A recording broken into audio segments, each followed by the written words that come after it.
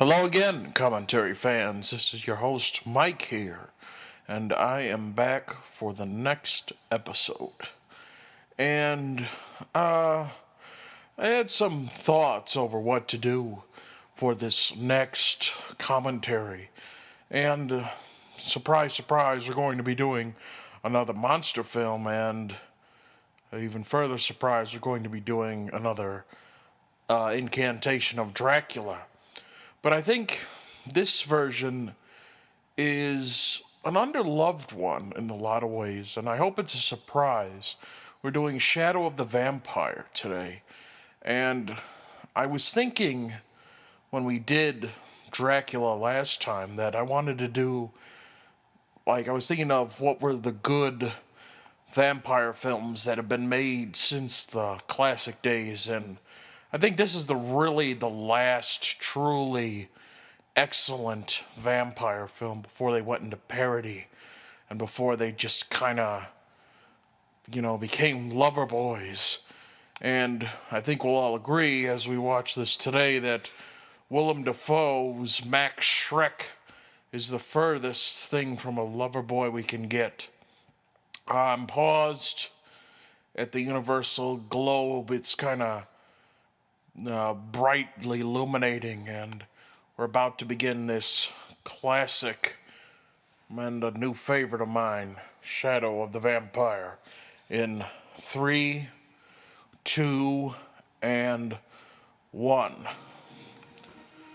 Shadow of the Vampire, of course, if you're not familiar with it, is kind of a take on the whole Nosferatu film. Nosferatu is a film that, surprisingly, I really haven't done yet. That's the Lionsgate logo. I probably started the film a little too early. But it's a film that we haven't done yet, but it, of course, was the very first version of Dracula ever to be filmed. And it was a part of the German Expressionist movement. And, it's a powerful movie. It's not an easy movie to sit through. It's pretty creepy. And it was, of course, directed by F.W. Murnau, who was one of the greatest silent film directors out of Germany. And he was a master of the Expressionist movement. And you look at Nosferatu, even more than another film, Caligari, it really does master the whole idea of having that dreamlike quality. I think why Nosferatu, is a little more haunting than Caligari is that there's a little bit of touch of realism, at least in the beginning of it. Murnau shoots the start of the film like it's, like a slice of the daily life, kind of like an Ibsen play. When we see Harker, or Hutter as he's called in the film, move out to go meet Orlok and presumably get his fortune. But really when the vampire comes into the narrative, it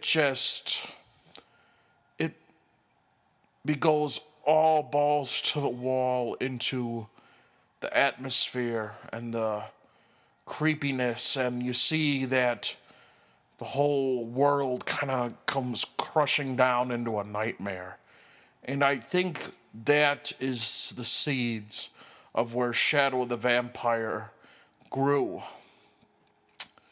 Of course, Max Schreck, just anyone looking at it, he was a pretty, I don't know if you'd say famous, but I guess, just looking at it, he had something of a career. He was in other films other than Nosferatu, obviously, and it's just like he's so fascinating as Count Orlok. And that film does such a wonderful job creating atmosphere that you want to almost believe that something like the scenario that is about to unfold could conceivably happen. It's a wonderful idea for a movie. And it's really, I think we're going to find out it's really, really well done. I love these paintings that begin the film, and this has a wonderful score by Dan Jones. I actually got the soundtrack to the film, and they really spared no expense in doing it. Yeah, it's one of the most complete film soundtracks I've ever had on a CD. And I think what's interesting about it is that, just really about this whole movie in general, is that in addition to being about kind of exploring the vampire myth, it also explores film and kind of the metaphor of film as a dream. And I like the fact that the music kind of plays with the old cracky record kind of feel. And in this opening, it's very operatic. And we see like these images of the Crusades here, which remind us very much of the legend of Vlad the Impaler.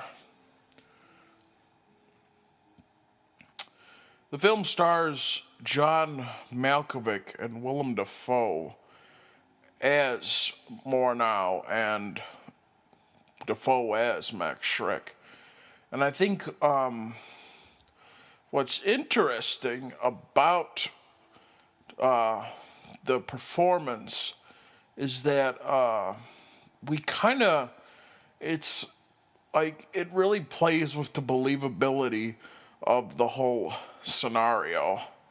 And for a while, you almost I like the fact that we're in on the conceit and that everyone else, they're wondering whether or not to believe this whole scenario. And I think that's really a big factor of kind of how the film is faithful to the expressionist movement.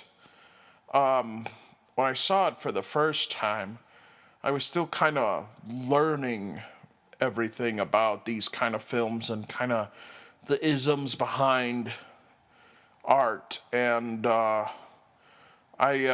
incorrectly thought that, expressionism meant like a hyper realism. And of course, that's not it. But I think what we're going to see is Murnau's insistence on, at least the Murnau in this version of the story, his insistence on creating this vampire is really about the essence of fear and kind of how fear is what leads into nightmares. And the nightmare, of course, is Nosferatu. That it takes us from the real world, from our comfortable place, and kind of shatters our reality. And I think that is very much what Nosferatu is about. We're opening on John Malkovich staring into the rudimentary silent film camera. And here's Catherine McCormack playing Greta Schroeder, who is playing Ellen in the film.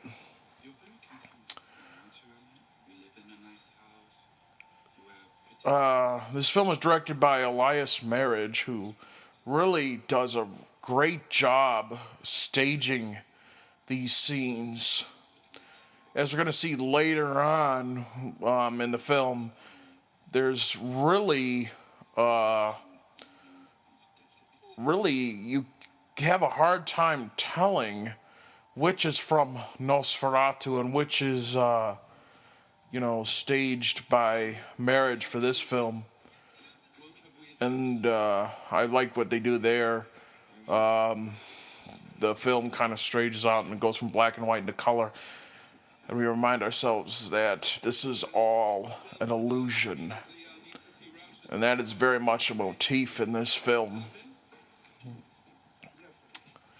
There's Udo Kier as Albin Grau, the production assistant who wants to, or whose responsibility is to furnish the sets and make everything run smoothly. And he's got probably the worst partner and collaborator in F.W. Murnau, who is so out there.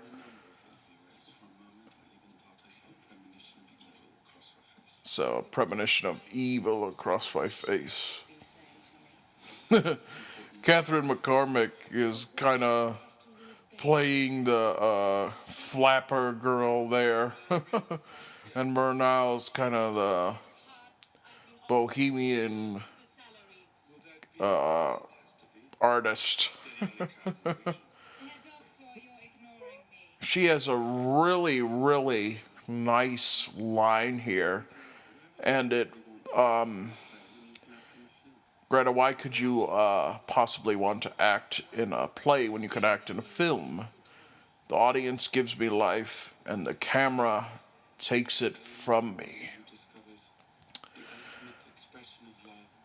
This is an important scene. We're going to find out about it later, but I like that line a lot because obviously, aside from the, the obvious metaphor of the camera being a vampire and taking life from you, and really, kind of the whole idea of a motion picture just being a symbol of death, like images that are dead, although they have like the kind of the illusion of life.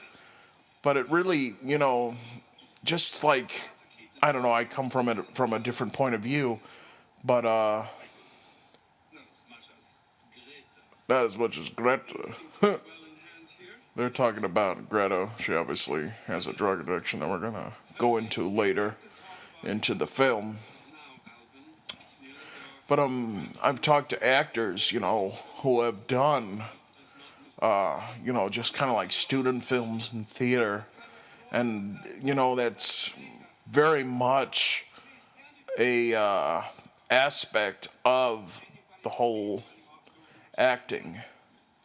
And I agree with the character of Greta there, because the camera isn't about life, it's about death.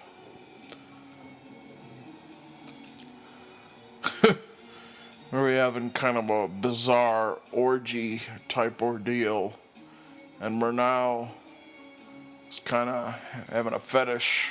We saw a little morphine being taken from a vial there. It's bizarre to say the least. And what this movie does a really good job of is building up the vampire and kind of building up Murnau's character, in that this whole production is shrouded in secrecy.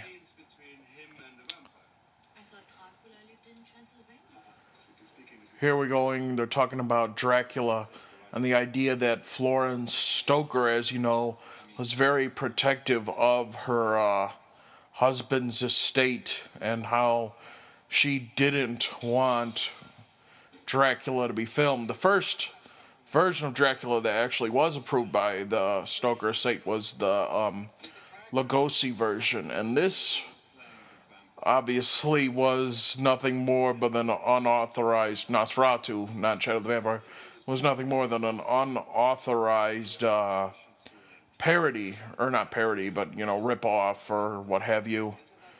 And that's kind of the whole history of the thing, and actually kind of adding to kind of the creepiness. The creepiness, I think, is that a court ordered all prints of Nosferatu to be destroyed, and, luckily for us, one still lived. It kind of adds kind of the spooky nature about that movie that everyone seems to talk about, and that kind of why this movie, the legends that kind of propelled this movie, the whole feel about it.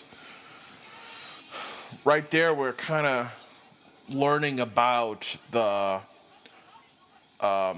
background of Murnau's ruse to get everybody to believe him and, to get this production going, that Murnau's choice to play the vampire is Max Schreck, who he bills as the ultimate method actor, who came from Konstantin Stanislavski's theater in Moscow. And that's really, it's an inspired premise for a movie. Konstantin Stanislavski, of course, was the founder of method acting, and they're kind of taking some liberties, because that kind of thing really, like the level of acting that supposedly is happening here, really wasn't happening there. Really was happening with Stanislavski. That was more of what was happening in America with. The name escapes me. I'm gonna go crazy, but what was happening in America at the Actors Studio. Yeah, that's it. The Actors Studio, and but it's definitely an interesting concept to start the film. We just saw Eddie Izzard there, who's playing Hutter, and he's kind of an overactor, and he's kind of over dramatic. Our battle, our struggle is to create art. Our weapon is the moving picture. Because we have the moving picture, our paintings will grow and recede. Our poetry will be shadows that lengthen and conceal. Lights will play across living faces and agonize. Our music will linger and finally overwhelm. It will have a context, certain as the grave. That is beautiful. Scientists engaged in the creation of memory. My memory will neither blur nor fade. That's beautiful. It really eloquently sums up the whole idea of a motion picture. And, unfortunately, that really wasn't the case back then. I don't think any filmmaker in the silent era had the notion that films would eventually have that timeless quality to them, that in essence, through the film, Murnau brilliantly states that you can live forever, that is a way to offer immortality. And it's true. Nosferatu is a movie that gets better with age.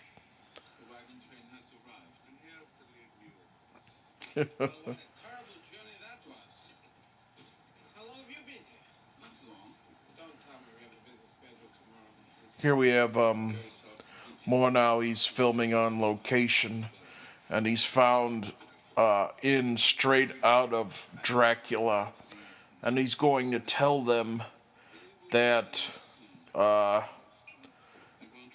we have peasants here, and they don't need to act. They'll be the extras. They just need to be. And that's really a lot of fun to act. They need to be.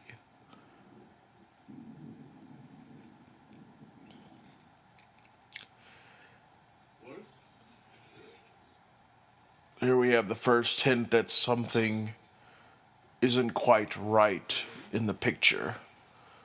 Wolf Mueller is the first cinematographer of the film, and he's starting to have some sickness and be afraid. And, this movie isn't obviously, surprise, surprise, this movie isn't a recollection of the production of Nosferatu. It's really just kind of a fictional film. But they take good effort to, obviously there was an Albin Grau, there was an F.W. Murnau, there was a Max Schreck, there was a Greta Schroeder, and there wasn't a Wolf Mueller, because later on, Murnau will have to get a new cinematographer, but of course we'll keep that for later. Why could that possibly happen yet? Going off of kind of what I was saying about expressionism,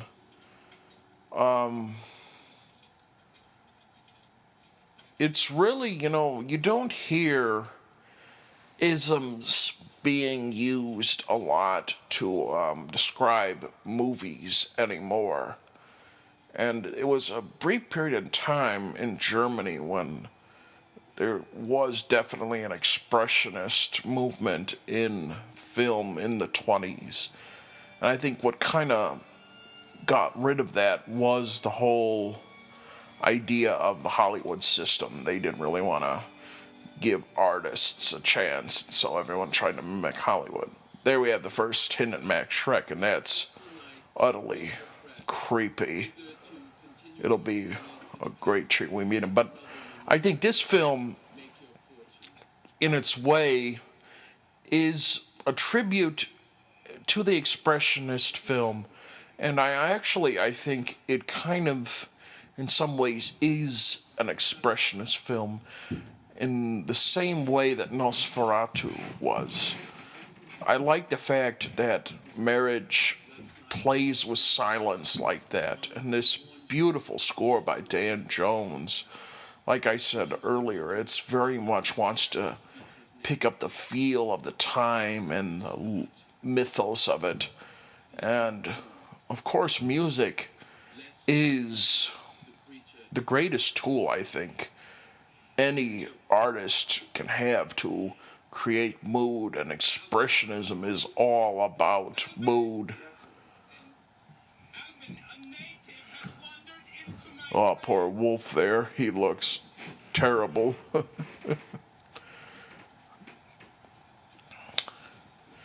Shadow the Vampire, you almost forget. And some people, since it was kind of a critically acclaimed horror film, they want to kind of downplay up the aspect that, oh, yes, there's a vampire in this.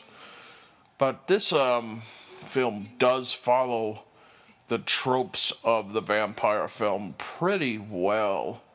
And like a lot of horror films at this time, it was kind of meta in the sense that it's a horror film that knows it's a horror film. In this case, it's even more meta. It's a horror film about making a horror film that knows it's a horror film. But I think that adds to it in some way. And of course, you have Murnau, who wants to distort the line between fantasy and reality and to delve into dreams. And I think meta, like the whole concept of having a meta film, is really well done. Really a perfect vehicle for creating a movie that is a tribute to Nosferatu and the kind of artistic movements that film aspired to.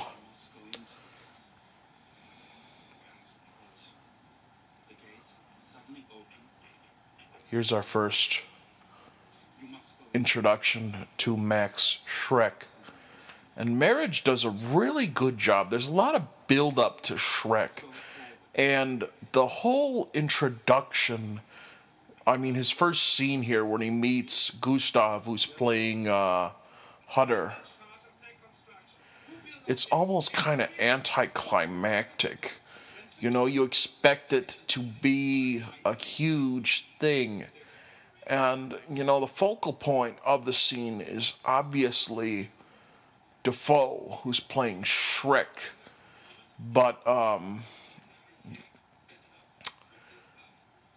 you see Shrek and he's into it, but he's just being like the peasants are, and then the whole crew is utterly dumbfounded. And I like the fact that once you get in there, we see it from Shrek, and he isn't over elaborate Dafoe. It's one of his more subtle moments in the film because this isn't a subtle performance at all from Dafoe. Here we have Malkovich, who's building up the scene, and that's an interesting aspect about it. It's definitely a cool to see, kind of like the ins and outs of making a silent picture, and you have Murnau who can actually direct his cast while the take is going on, and they give Murnau such brilliant lines. He's a great presence in this movie. There's such a poetic quality to the way he describes filmmaking.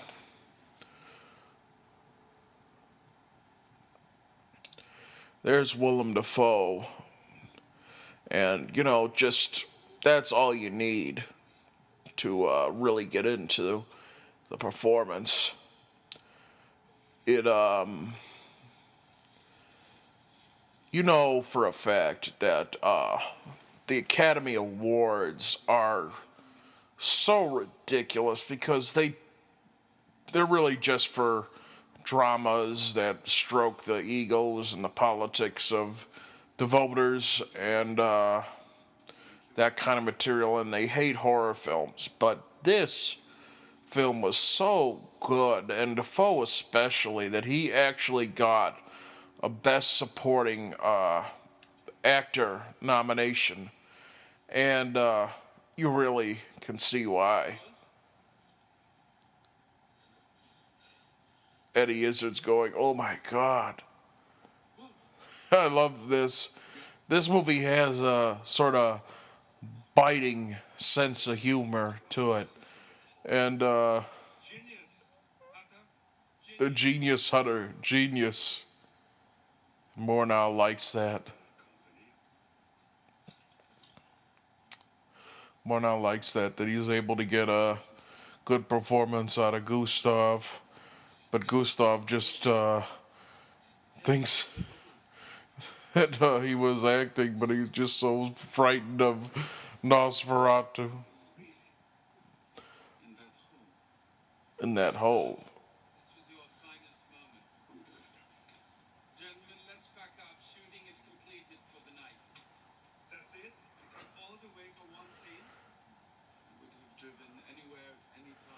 Udo Kier is a great actor. He's been in a number of horror films, and he actually was in a lot of vampire films. I believe this is his third one. I think he's done like 5 or 6 actually. But the most memorable one is besides this one, I think this is his best performance in a vampire film, is Andy Warhol's Dracula. He plays kind of like a sickly Dracula who wants to, regain the health and vitality. It's an interesting performance, and it's an interesting take on the character. It's very much like this one, a kind of an art house film that wants to do new things with the character. He was also in Blade, which I haven't seen in a while. I kind of forget what character he played. I think he played kind of like a member of the kind of underworld vampire government in that picture. Here's the peasant looking on Wolf, going Nosferatu. And I love, this is too much. Some stunt to invoke fear in us. Stop being so theatrical.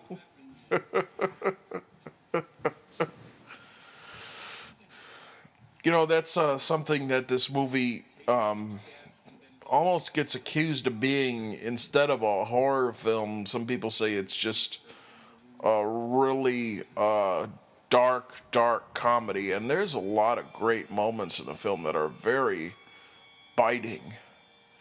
And we'll see them from Shrek. But I don't want to go all out and call the film a comedy because I think it kind of undermines the whole horror of the scenario. But I think, like, as we're gonna probably see later, is that humor is a very natural outpoint of the character. Here's Shrek's first introduction to the whole cast and crew.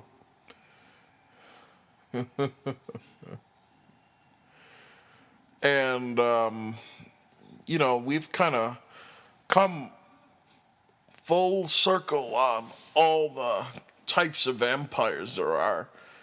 And, he's very much reminiscent of Nosferatu. And I think what's interesting is that I like the fact that what he does with his hands in this movie.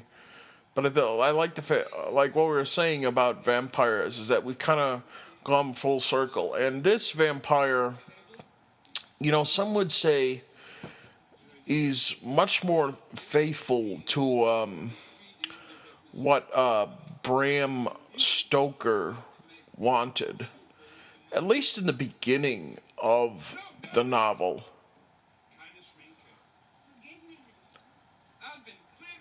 His first line here is, "I'd like some makeup." And that really is all about the illusion of the character.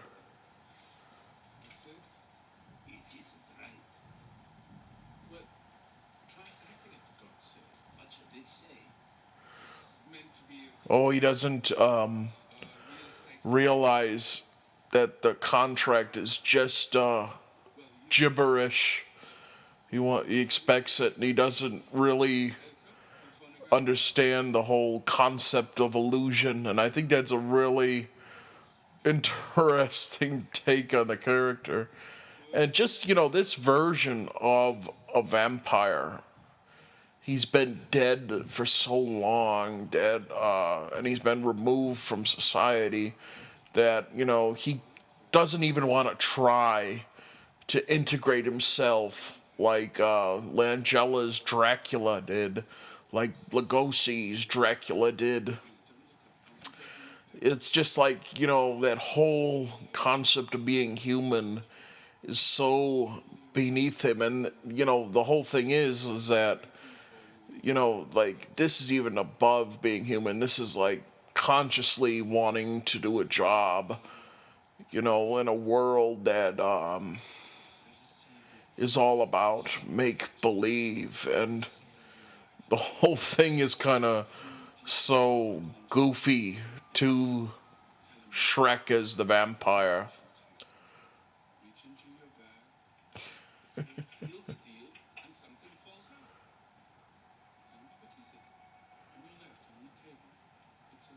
Oh, the locket. Oh, and his hideous, long fingernails. Those hideous, long fingernails. It's really a brilliant touch that was added in the original Nosferatu. And here we get the full take on the character. I mean, we get to see them up close and personal, and it's so hideous. And Dafoe uses them so well. He acts with them, and and he's nervous, he'll slitch around and make the worst noise possible. And it's all about the fact that, when you're dead, they grow still.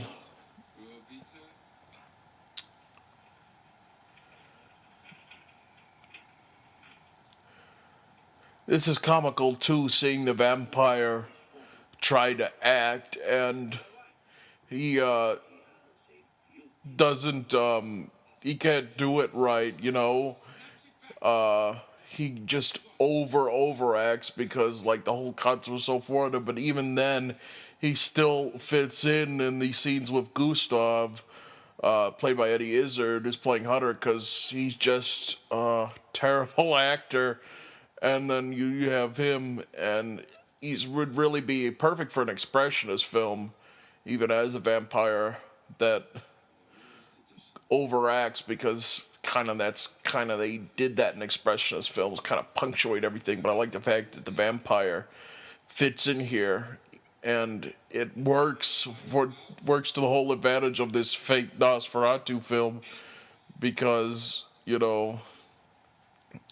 he his overacting actually fits right in.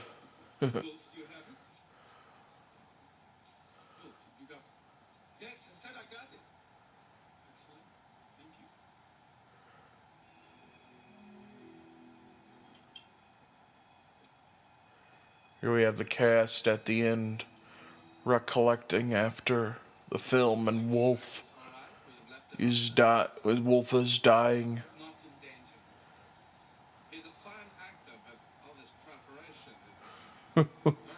Eddie Izzard's really, really good in this movie, and he does kind of deliver the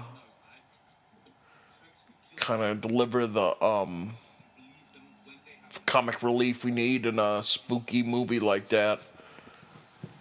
And Murnau assures them that Shrek's quote-unquote method acting isn't going to get anybody hurt, but now we're going to finally see the real deal behind everything.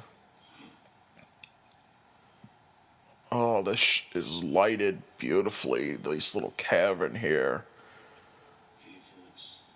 And Shrek is reading a poem about immortality. I forget which one it is. I thought it was in Dracula, but I'm not 100% sure. It's been a while since I've read Bram Stoker's Dracula. But it's all about immortality. And that's really an aspect of this Shrek character. Is that he's old and feeble, and that vampirism is very much a curse. He looks all of his years, and he's drained life. He doesn't have the lust for life.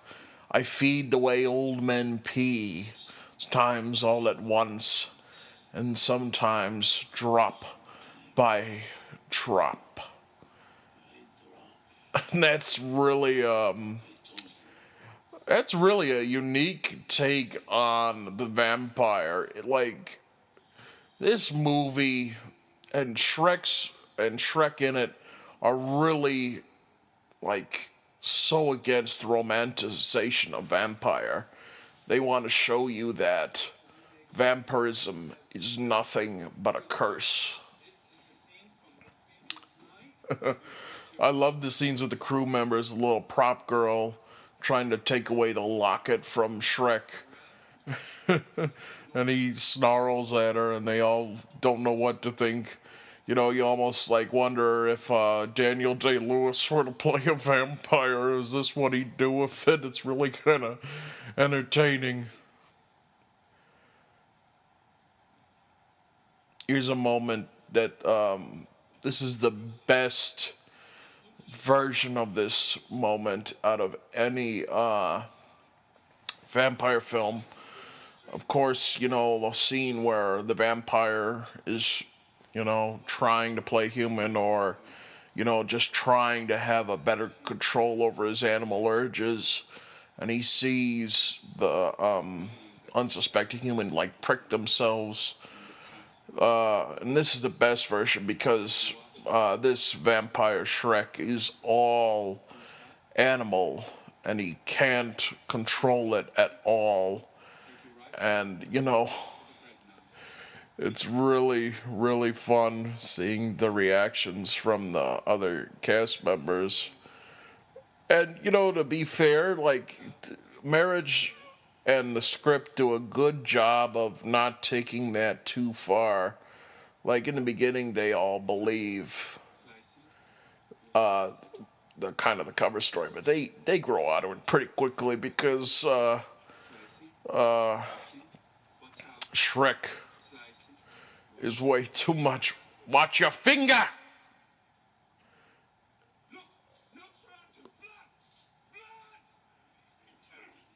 Stop it, Murnau. I really did cut my hand.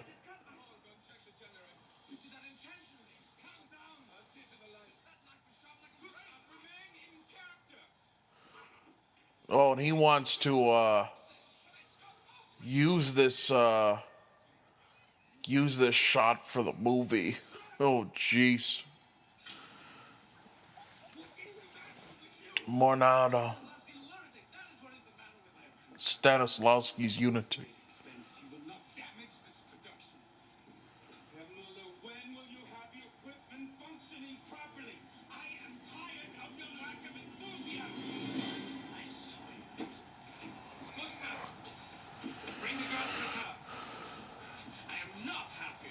I am not happy. I'm sorry, I'm kind of getting into this. This is a very good movie, but that's something that they do go into in this movie. It starts off kind of with Gustav, and then you see from Greta Schroeder at the beginning as her as the flapper. But the whole idea of trying to please an egotistical movie star so that they can deliver the picture. And ironically, Shrek is the biggest backstage diva of them all. He wants, everything his way, and or else he won't deliver a great performance.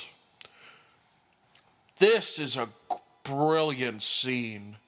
You have Shrek here winding the film, and it comes across an image of the sunlight, and it's just, this could have been just a brilliant short film because it really explains the vampire myth. This little scene here, the whole idea is that that's everything that they cannot have, that even with that immortality, it comes at a tremendous price, that they know that they are cursed and that they'll never experience the warmth of the sun, that they're cold and dead.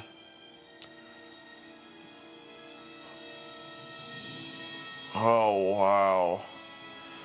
Like I said, I think this is one of the most impressive directorial jobs on a horror film, because he takes the time to play with these images. There's long gaps of silence, and it's poignant silence. There's action in between them that's really, really creepy and very poetic, and that's one of the best scenes of that movie.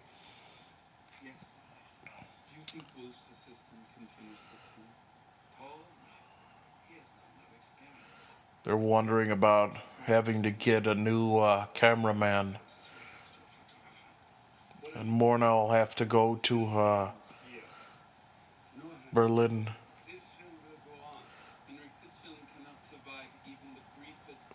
Heinrich, this film cannot survive even the briefest interruption. The finances would take control. I hate your script. The crew is edgy, and I like that.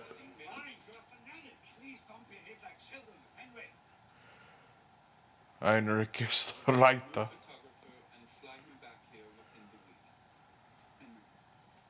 You wrote this scenario. You had demons of your own to work out, did you not? Now I have mine. Oh, he's got the hugest demon of all waiting for him.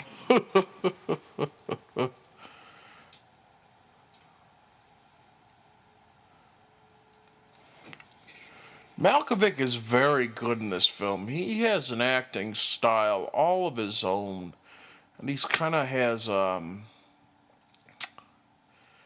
kind of has a weird way that he punctuates his lines, and it's brought up here in with him doing the German accent, but he's really, really good, and I like kind of the intensity behind it.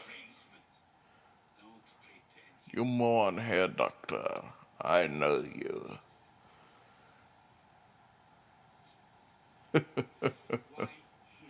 You monster, why not the script girl? Script girl, I'll eat her later.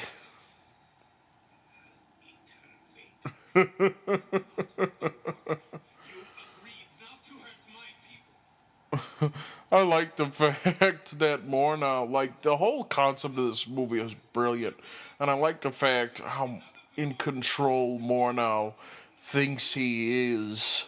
He thinks that he'll be able to handle this vampire to his side of the bargain. I don't think we need to write her any longer. And I like the fact that Murnau, he puts so much stake in the film that he has no moral, no kind of like no sense of morals. Like he's willing to put everyone in danger for this film.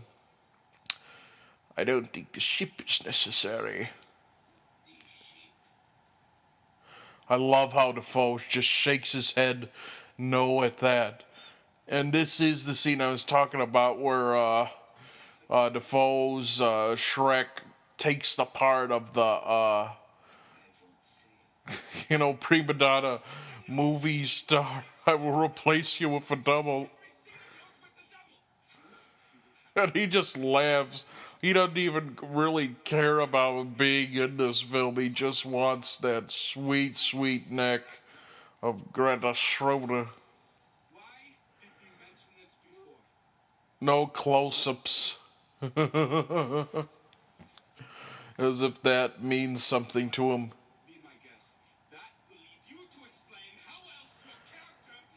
This is really, really a fascinatingly written film. Like Murnau, I really like Murnau. It's one of those explorations with artists, and this movie is, it is about making a movie, and it's about making art, and kind of the stakes you put into making art. And obviously, Murnau thinks that there is so much worth doing to bringing his vision to life.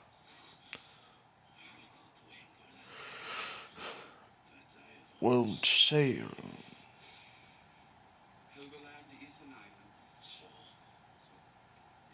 Only be reached by sea or air.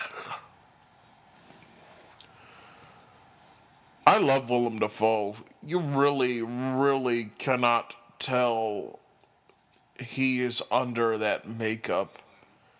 He is brilliant in this movie. He should have gotten the Academy Award that year, and this movie should have been nominated for Best Picture. It's one of the best horror films of the last 20 years. I would say it's like only behind Silence of the Lambs for me.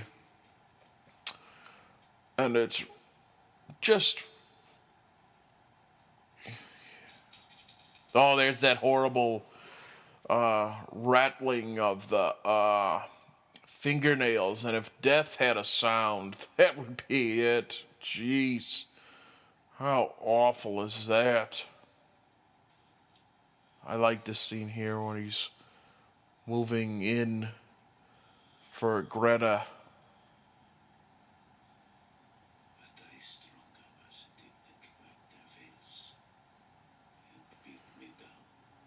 Oh.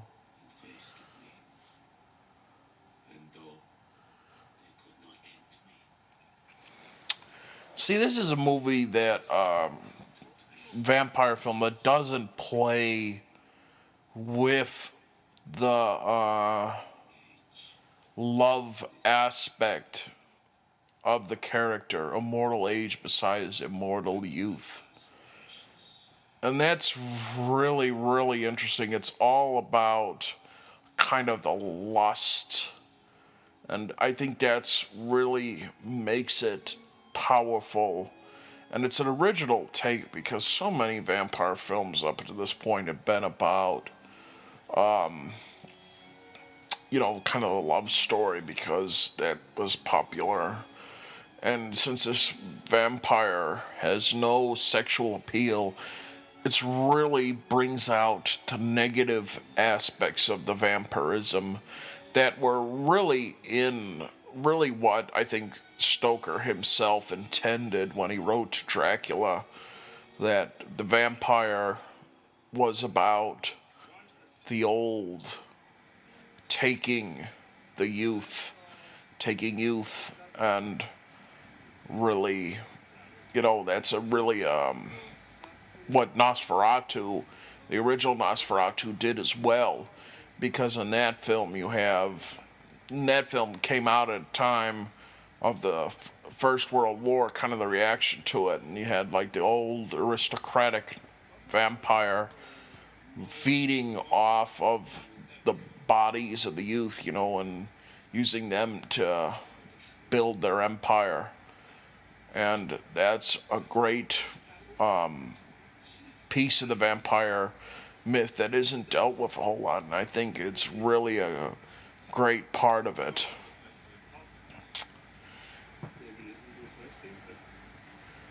Here they're talking about, they're quizzing Shrek over the vampire, and this is really a great scene. And, a lot of people really see the humor in it because it's really kind of funny how Shrek responds to their questions, but they want to find out about his vampirism. But, there's never been, I don't think, a version of this. I mean, this is an interview with the vampire, but, I don't really count that garbage. But it's not funny anymore. But I love the fact that he asked, what's your name? How old are you? And it's like so long that he just responds, I can't remember. Like he doesn't have any recollection of ever being human. And it really showcases how lonely and miserable Dracula is. Dracula hasn't had servants in 400 years. The whole point of Dracula that Shrek thinks is that the book is sad because Dracula has no servants. And it's kind of humorous, but you do see the point behind this. He remembers the rest of it, how to prepare a meal, how to make a bed, and he remembers his glories as a warrior. And that's really, it makes the vampire tragic. And I love the part where he says he remembers his glories, and then he remembers what he is reduced to.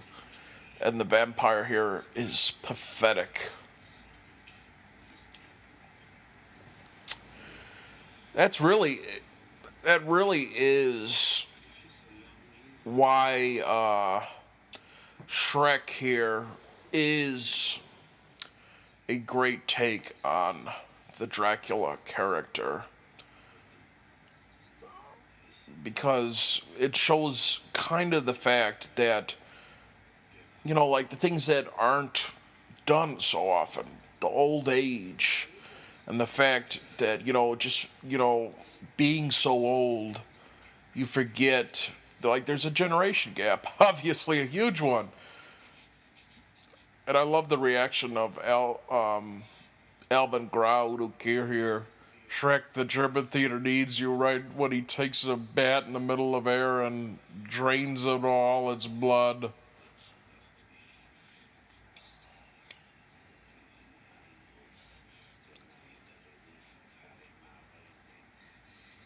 Time That's a constant aspect of this vampire character. And it's not about measured in youth or old age. It's just measured in the fact that there's no way to distinguish one thing from another. That you just kind of, it becomes just wasted, and you kind of lose yourself. And that's really why this character, you do kind of feel for this Shrek character in a way, because he's so sad.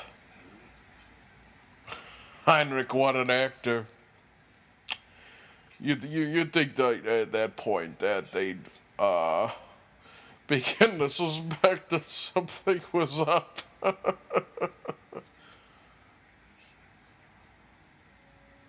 Here he is attacking someone. And that's another good thing about Dafoe. He obviously studies the kind of the original Nosferatu, because he moves so much like Shrek does with the character in the movie. And I like the fact that you take Nosferatu and you compare it to this, and you see like what Defoe does in that fact that this vampire is the same vampire in the original Nosferatu, and that he walks like him. He does the same movements with his stiffness in the claws. Here's Carrie Elways, who I love. Carrie Elways is one of my favorite actors, but he is kind of goofy in this film. He really loves that German accent. He kind of hams it up a little bit. He was also in another Dracula film, Bram Stoker's Dracula. He played Arthur Holmwood, one of the suitors to Lucy, who eventually marries her and joins the band of vampire hunters. He's a character that always gets thrown out of everything in the versions of the story that kind of condense everything. But he's good in that movie, but he's better here. Cary Elwes, there's always a real sincerity about him. He's kind of a hammy actor, but I really love him. This is one of my favorite performances by him. I also really like him in the Saw. That's really an intense horror film, which a lot of people don't like, but I think he's really great in that film.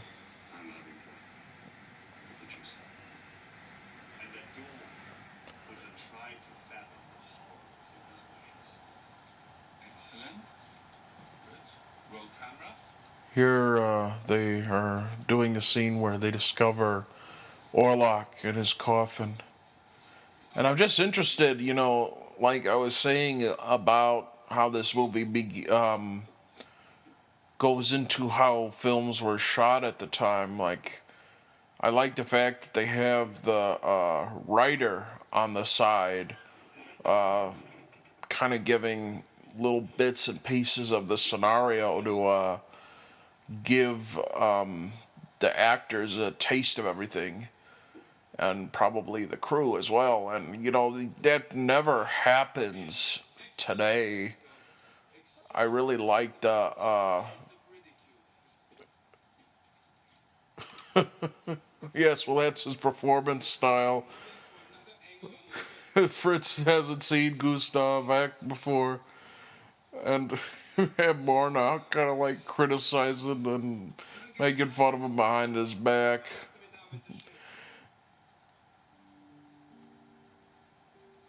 This is great. This is scenes directly from Nosferatu, and this musical score by Dan Jones is so haunting. I would have loved to have seen what kind of score he could have come up with for the whole Nosferatu, when the crew is looking through the ship and sees all the horrible plague rats and there's nothing there with the lighting. And when you see Nosferatu rise from his coffin, and just kind of the colors of this film are so beautiful too, because there is a flesh tone to Orlok, but in that point, he starts off like almost completely black and white, and then as you move in, you sort of see the kind of the flesh pieces of him, and that's from Nosferatu. And it's really hard to tell where Nosferatu ends and Shadow of the Vampire begins, kind of the footage, because just the makeup and Willem Dafoe's performance are so much like Max Schreck's that it's almost impossible to tell.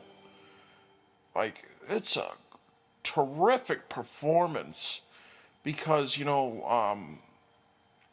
I guess it would present some challenges as an actor because you have the original picture, Nosferatu, and you have kind of, I guess as a loose point, you have Shrek, sort of, like as a man, and kind of like reading what he probably would have brought to the character, and then you have like the whole vampire legend, and I think Dafoe juggles all those balls really, really well.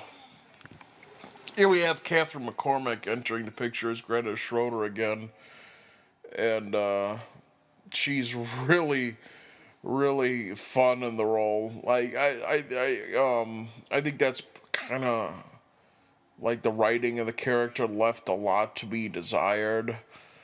She's playing like almost an American type flapper, but I think that's like. I think while that's kind of doesn't leave for a lot of interesting characterization on her part, she does a good performance. But also, I think it works kind of in with the vampire character and why Shrek wants her so badly. That she's kind of like this idealized form of beauty, and Shrek can tell the difference between illusion and reality because, he's so caught up in his own world. And so here he sees Greta Schroeder, who's actually this drug addict, kind of socialite, and he just sees her as a movie star who's so beautiful, and he buys into the illusion. The glorious child, he calls her. I want to see her now. To act for you again until you bring her here to me. My people have to trust me for you to get what you want. You and I are not so different. Greta is in your last scene. That is when you can have her. After my death scene. Expect realism there, Murnau. Cheat me, mortal. You will stay away from my crew. I will finish my picture. I will finish my picture. Your picture any longer. I love that line. Oh. Look at that face. And this is when Murnau realizes that he has nothing to threaten Shrek with. That he's completely powerless. And that he's left. There's nothing to do. And that he'll eventually get everything he wants no matter what. And all he really wants to do is to actually finish the movie. Here they have them actually searching for Shrek's coffin. And I think they find it here. Although I've never really been sure if they actually, it's actually implied that Shrek is actually in the coffin. He's actually the vampire. You don't really see. Answers that question. How did you find this place? I followed Murnau here. I like the fact though that marriage could have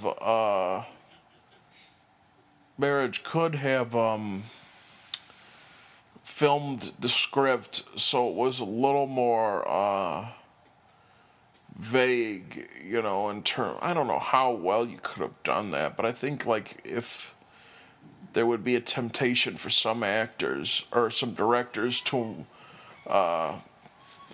film it in a way that you know kind of would underplay the vampirism to the point where you would almost suspect that maybe Shrek wasn't a vampire, or you know, that he was just kind of this madman, or you know, that there weren't supernatural elements of the story. But you know, just kind of, you don't need to be blatantly supernatural, but you see in Defoe's performance that there is something otherworldly about him, What do you mean he was? and that's really something you could do with an actor. As I mean, that's really a tribute to Defoe and his performance. You see the fact that you know he exhibits through that stiffness, through his eyes, and through the gestures that he's not of this world, and that's really, really impressive. I love the makeup on him too.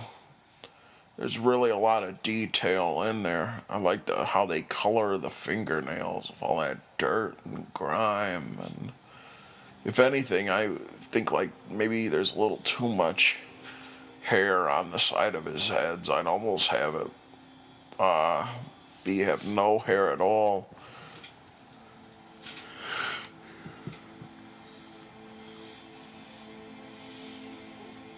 Here he is looking for Greta Schroeder. I like the fact also that as the film goes on, he wants to kind of stop playing the method actor. He just kind of wants to go into it, and you know, he doesn't even respond to the people when they ask him about who he is. Like in that scene, he's walking through the corridors of the hallway, and he asks, "Are you all right there?" And he's just like, "You already know I'm a vampire by this point."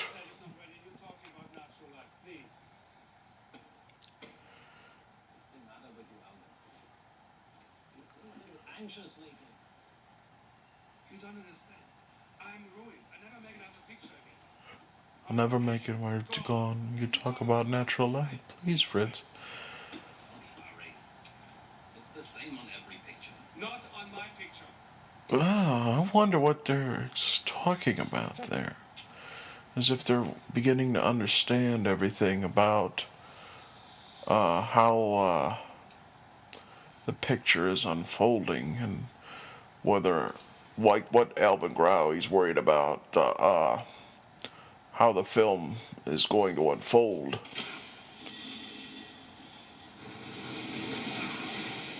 Here's Shrek locking them all in the middle of the day, and that kind of plays with the sunlight aspect of the picture, or the vampire legend.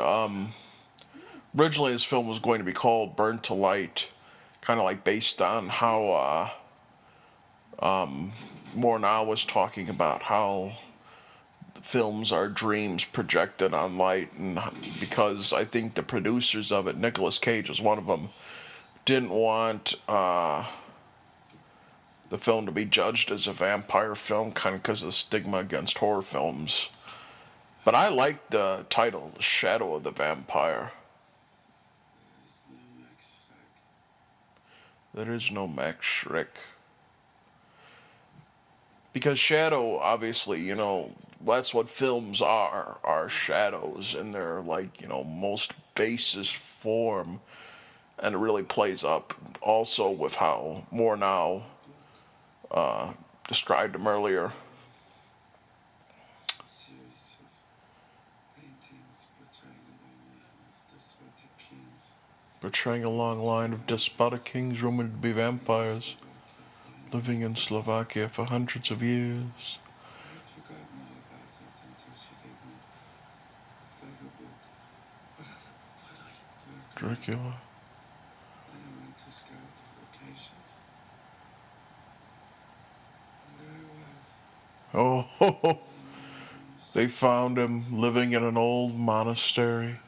What kind of bargain did you make with him? Play the part of an actor, playing the part of a vampire. That's brilliant. What did you offer him in return? Everlasting life. And Greta. I like the fact that part of the bargain was everlasting life, because that is really a romantic view of films, and he wants to preserve the vampire for posterity. But that's really his romantic view of films, because the whole idea that films are above entertainment, it really goes into the fact, I think, of why this movie is true to the expressionist roots. The whole idea of movies being a dream, and, going off of that whole almost mythical quality,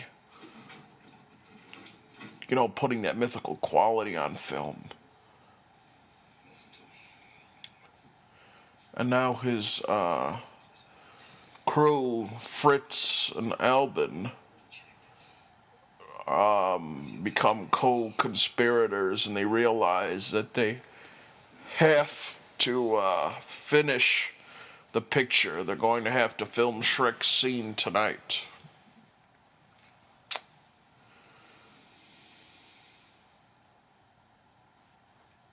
don't like these late shoots, Friedrich.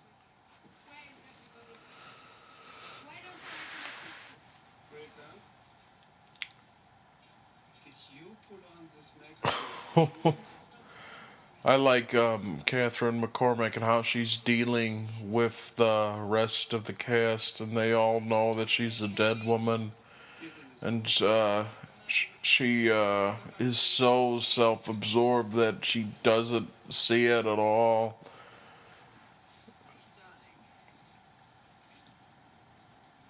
Why does everybody Why does everybody look so depressing?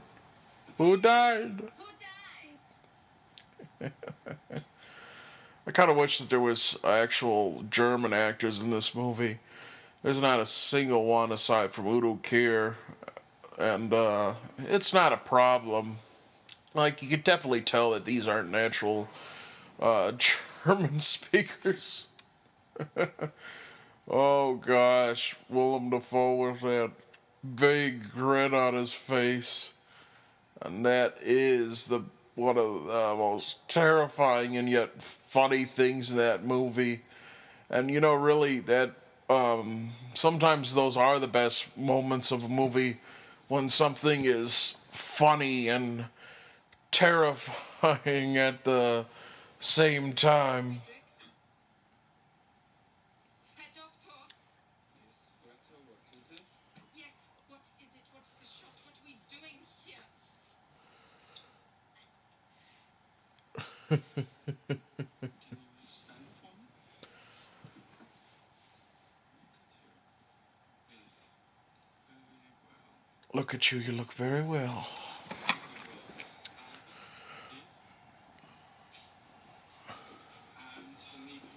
I wonder at this point why Albin and Fritz, the cameraman, fall into this plan. It's interesting because they become conspirators in this, and they want, well, they work, and they, with the realization that Shrek is going to attack her at the end of this. Like, I wonder if they share the kind of the same idea of having this archival record of the vampire, or if, probably above anything else, it's probably their own self-preservation at this point. Let the vampire do all the work. Let the vampire do all the work, and what she said earlier, we have two vampires in the room, the camera and the actual vampire. I liked Dafoe there as being all cooperative and actually smiling for the camera.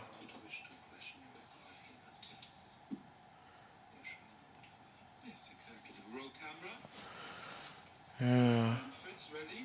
This is kind of fascinating seeing those characters on the side. You know exactly what Murnau thinks is going to happen.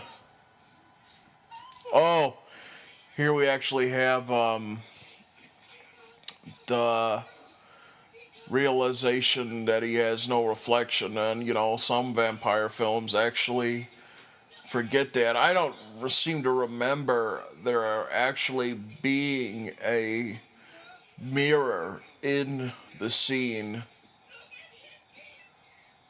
in the actual scene of Nosferatu.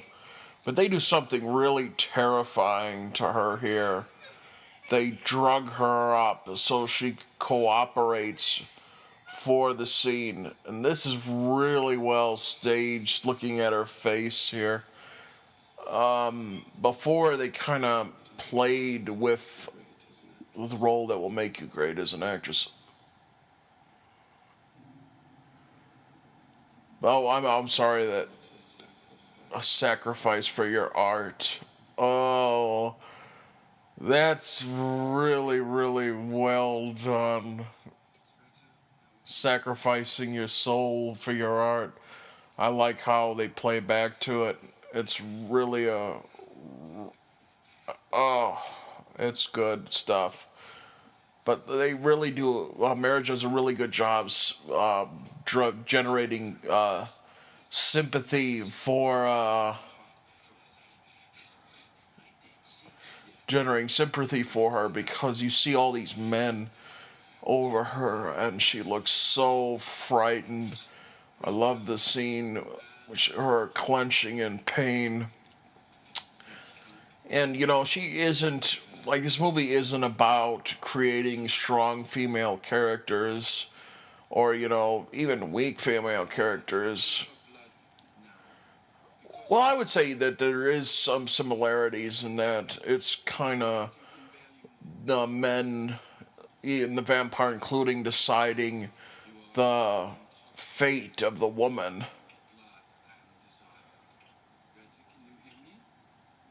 Oh, poor Greta.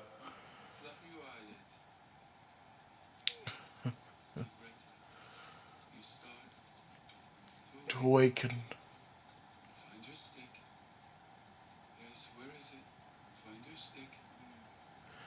There's so much tension in this scene from Dafoe. Like, you see Shrek here trying to play the character, but that he wants that take of the film to end so badly.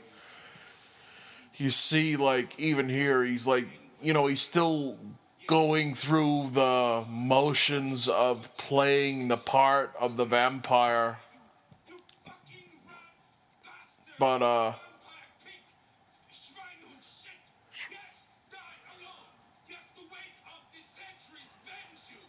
yeah. I like that too, that you see Murnau going through the motions too. It's enough more now. The whole picture's over. I want. Bitte. Go to hell, Murnau. Begin. Begin! Oh, that's so terrifying.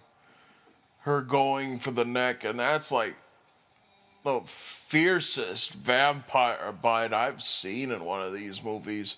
He really goes all in, and they really show the ferocity, and like there's no intimacy to him biting and sucking her blood at all. They're gorging, he's like gorging all out. And even though they do a good job of recreating the bedroom set from Nosferatu, you see, marriage stages as Nosy, which is far more gruesome.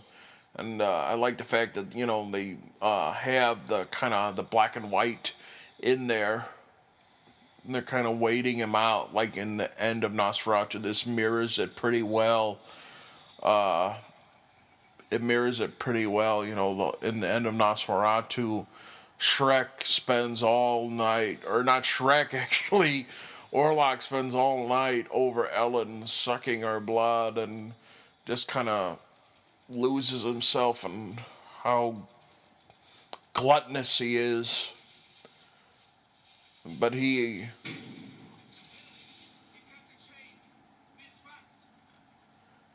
cut the train earlier, so they can't stop him. So, you would break of a bargain. You think you know so much, but I can still You think you know so much, but I can still kill you. drink your Blood. You tried to trick me.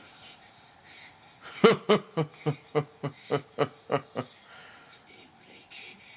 Is it so bad? All I need is to stay in darkness. Stay. They thought they could end it like the original Nosferatu. Then only I will walk out alive.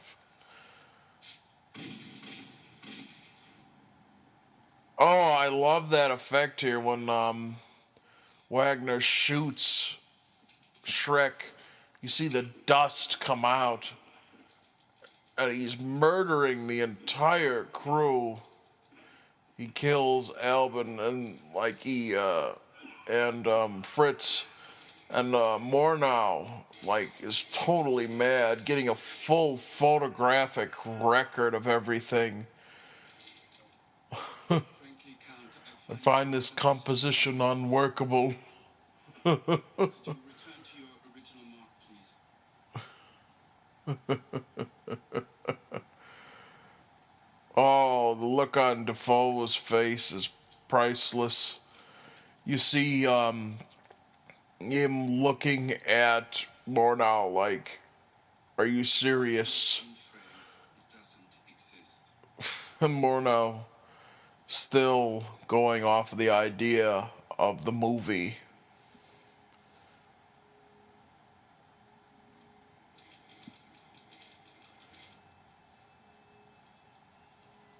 Here's one of the most creepiest moments of Nosferatu, and they really do a great job of staging it in the movie, where you see her grab at the heart and have her rise after she's had all the blood completely drained from her.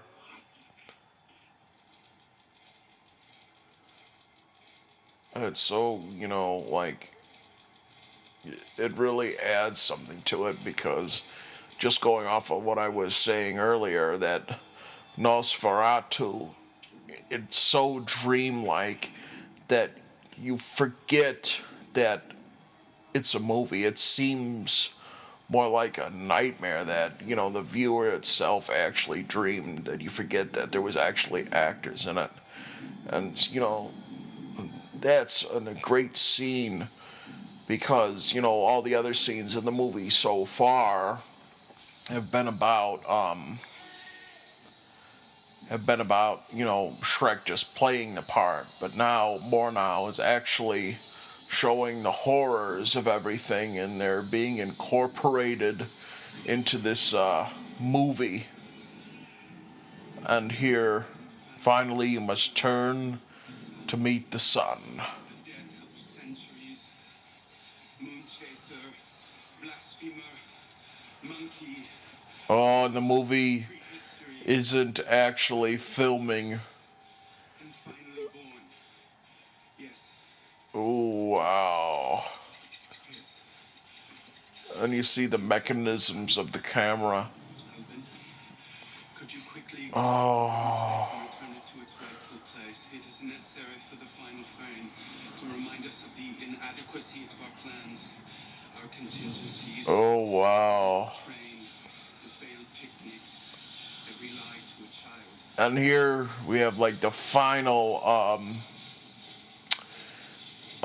version, or the final myth of the burning sensation of the film, the fire of the film, and the fires that kill the vampire, and the actual shadow of the vampire.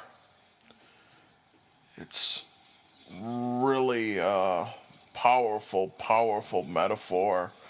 And, you know, marriage, his use of imagery is brilliant in this film. Will no longer be a dark spot on our lungs. Time will no longer be a dark spot on our lungs. They will no longer be able to say you've had to have been there, because you were. Because the fact is, Alvin, we were. That's really, this is like really the best movie about, one of the best movies about movie making and about really the love of movies, because it puts movies on a religious quality. And in a weird way, you appreciate Murnau here, because he thinks art is worth dying for. And although some of the others on his little opus might not agree with him, he might just have his picture. Thank you. I think we have it.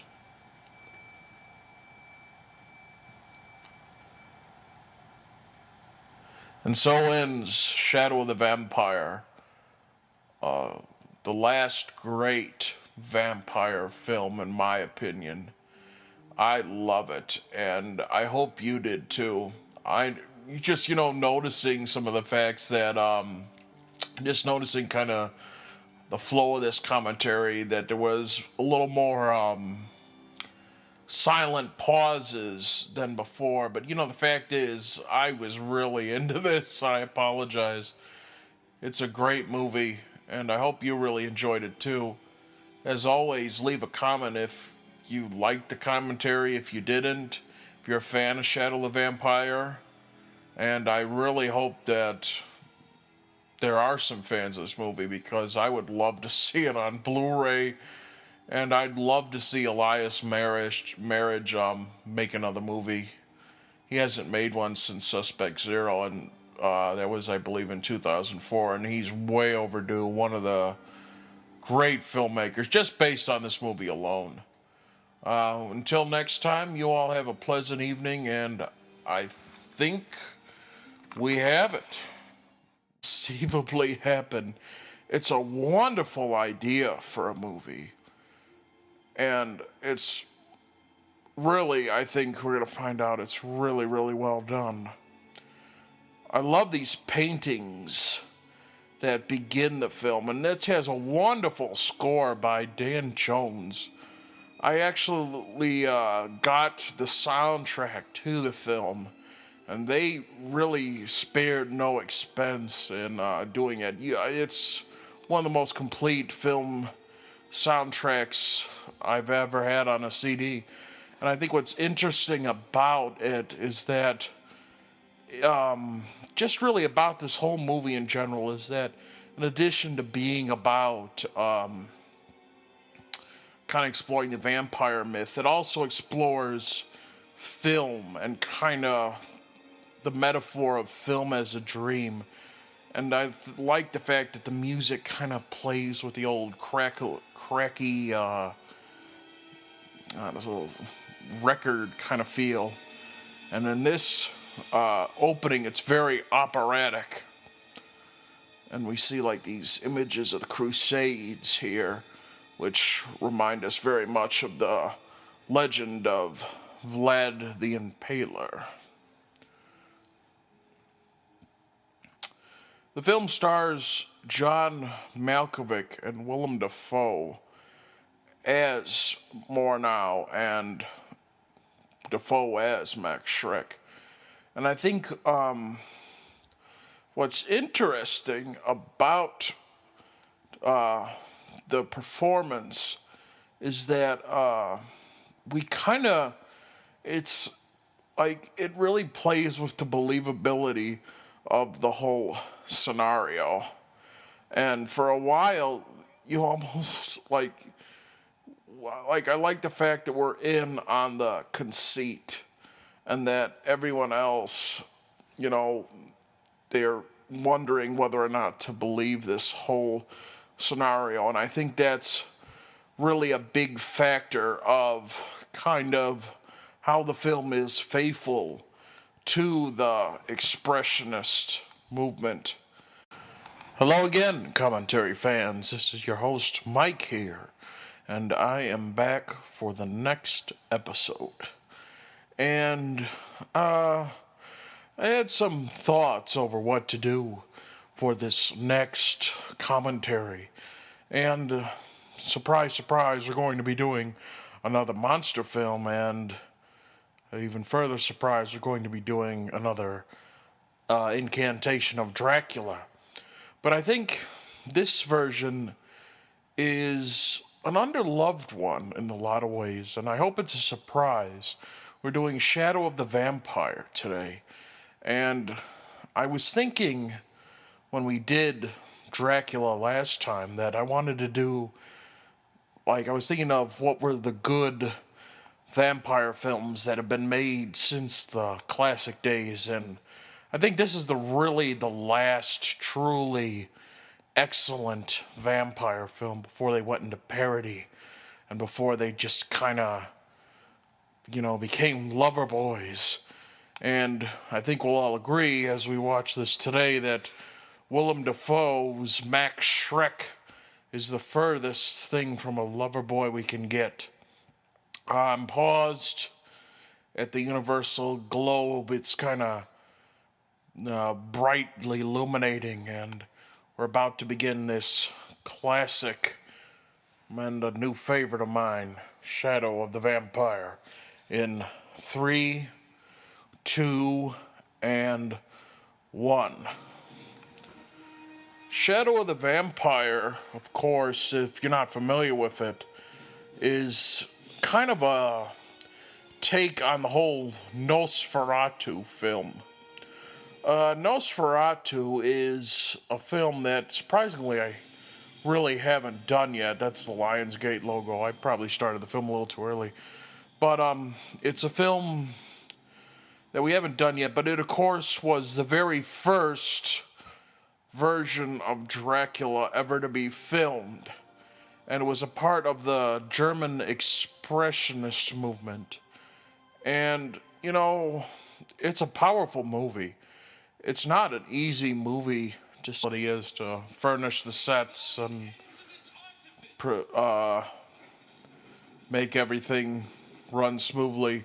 And he's got probably the worst partner and collaborator in F.W. Murnau, who is so out there.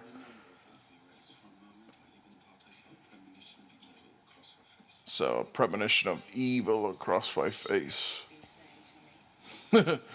Catherine McCormack is kind of playing the flapper girl there, and Murnau's kind of the bohemian artist. She has a really, really nice line here, and it, Greta, why could you possibly want to act in a play when you could act in a film? The audience gives me life, and the camera takes it from me.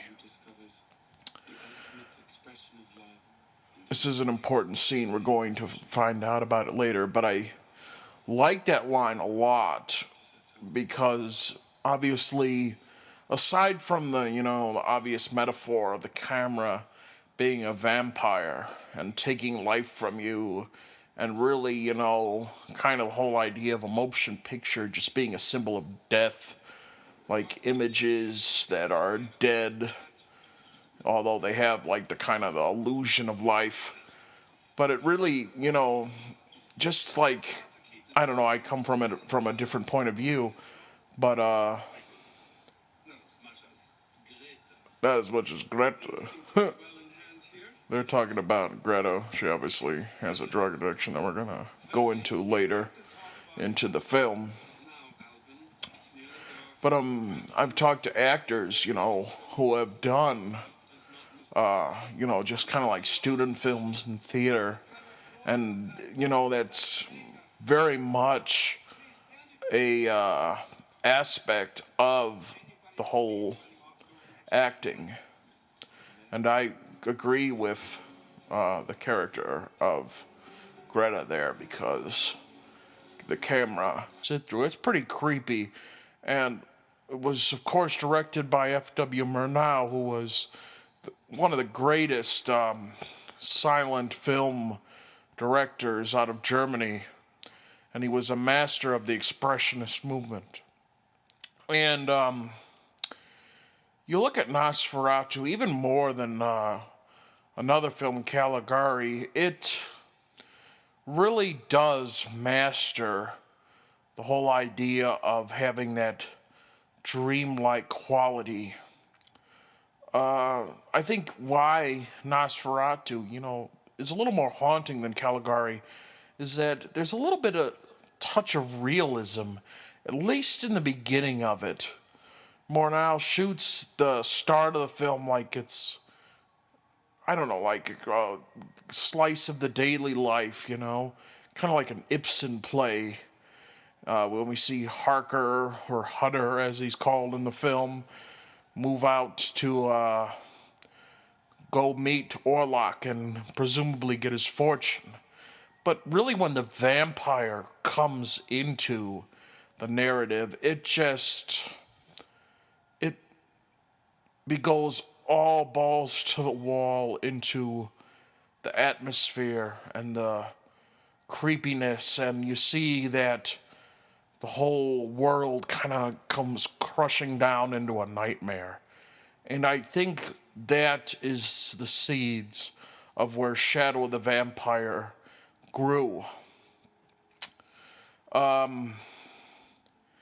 Of course, Max Schreck, just anyone looking at it, he was a pretty, I don't know if you'd say famous, but I guess, just looking at it, he had something of a career. He was in other films other than Nosferatu, obviously, and it's just like he's so fascinating as Count Orlok. And that film does such a wonderful job creating atmosphere that you want to almost believe that something like the scenario that is about to unfold could.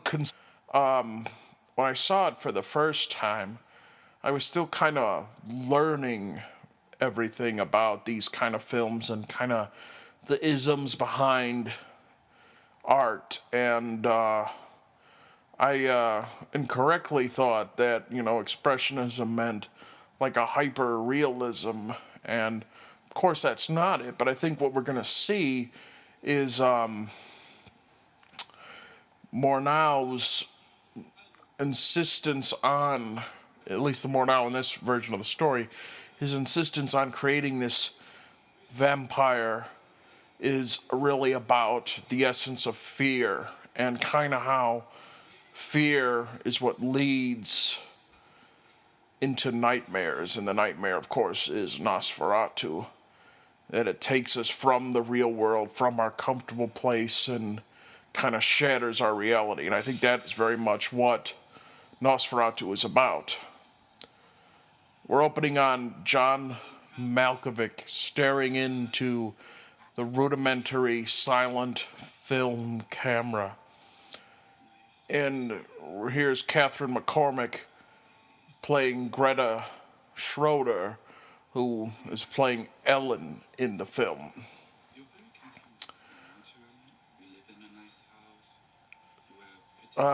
This film is directed by Elias Marriage, who really does a great job staging these scenes. As we're going to see later on in the film, there's really